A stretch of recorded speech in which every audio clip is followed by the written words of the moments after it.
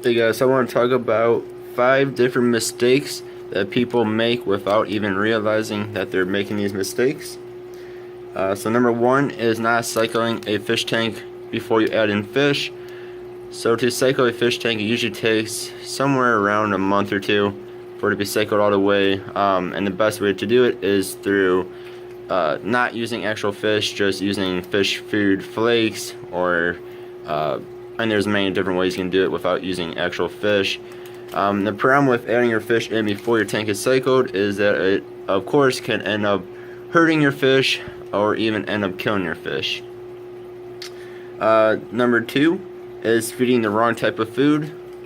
So feeding goldfish food to tropical fish or vice versa.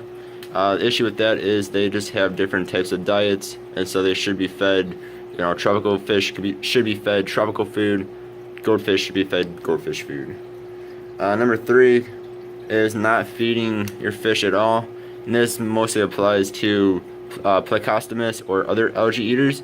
A lot of people do not seem to realize that their pleco does need extra food besides from the algae that is in their tank. They should be supplemented with algae wafers, or even the pleco, I think they call it pleco blocks or something like that, that are meant for them and other bottom feeders, and bottom feeders as well. Number 4 is overcrowding your tank, as I kind of have done here. Just adding in way too many fish to a fish tank, and this of course is not good because then it makes the fish tank messier. But now if you keep up with regular maintenance, doing water changes and whatnot, then this is not as much of a problem. But if you don't do water changes, especially if you don't do water changes at all, overcrowding your tank is a very bad thing to do. And last but not least, number 5 is not using a strong enough filter. So a lot of people will just go off of what a filter box says it will do. So if a filter box says it'll do up to 50-gallon or 55-gallon tank, they'll put that filter on their fish tank, thinking that it will be strong enough.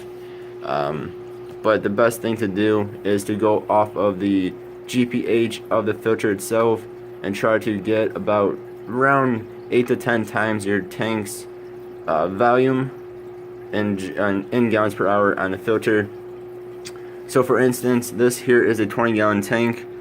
I would want at least a filter that does 160 gallons per hour, if not more. The more you have, the better it's going to be, as long as you're not blowing your poor fish around too much.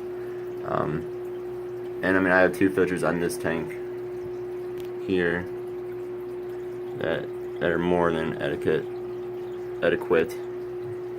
So yeah, just go off the GPH and not what the box says tank size is for that filter. There's a lot of times they will just be weak. They'll only do about 5 times your tank size per hour, which can end up, especially if your tank is overcrowded, can end up with a very cloudy, messy tank.